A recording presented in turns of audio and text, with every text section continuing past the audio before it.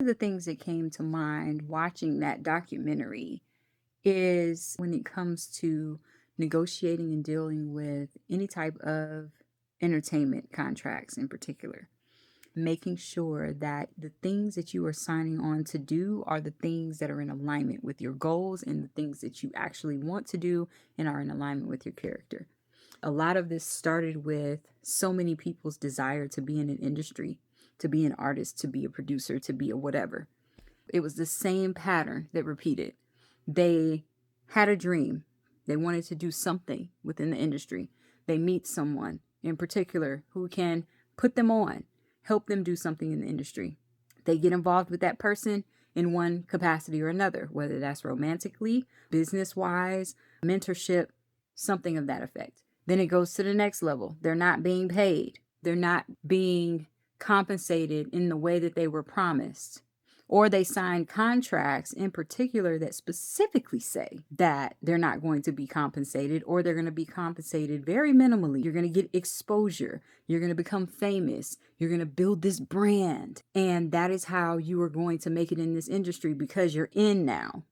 And a lot of times people are so, I don't want to call it desperate, but people are so excited and hungry to be in, to be put on, that when you're presented with an opportunity, you literally will put everything that you know to the side so that you can take advantage of this opportunity. I see it every day. It's not even just the music industry. It's anytime someone has been praying and hoping and wishing that a certain thing happens, and then it presents itself.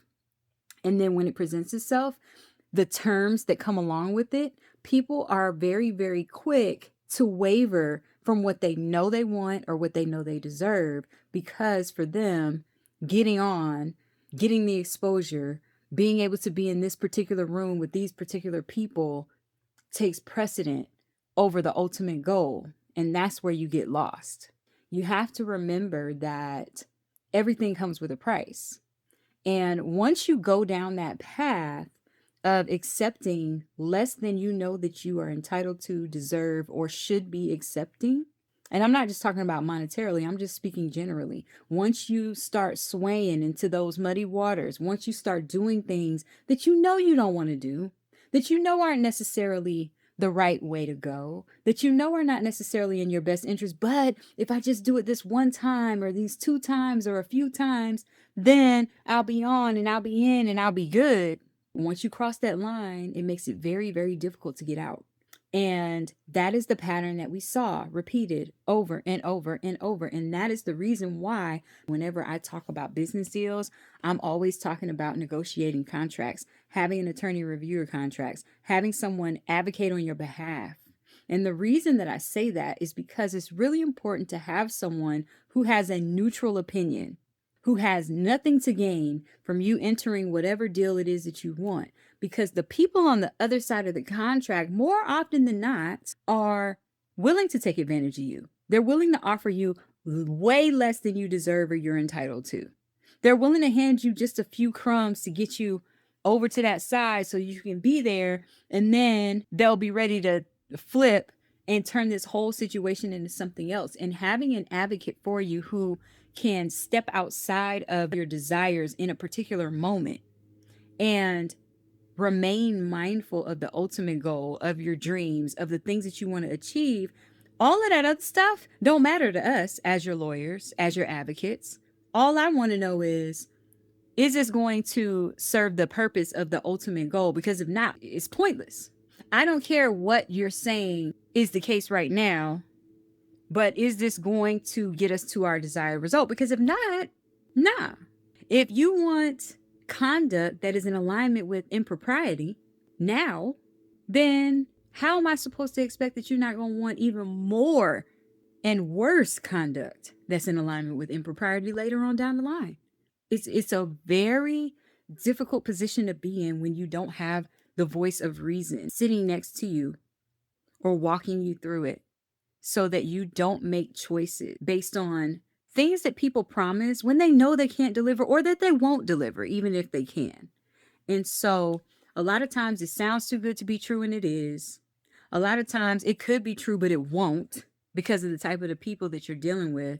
And this again applies to every industry because people get taken advantage of. They get pulled into these holes, they get pulled into these cycles. And what starts out as something that isn't really that big of a deal, just produce this one song for me so I can see if you're a good fit. Okay, produce a whole album and I haven't been paid for it yet? Wait, and the album dropped and I haven't been paid for it yet? But when you got a dream and people take advantage of your dream, that's what happens. And so we got to pay attention. You got to look out for the wolves.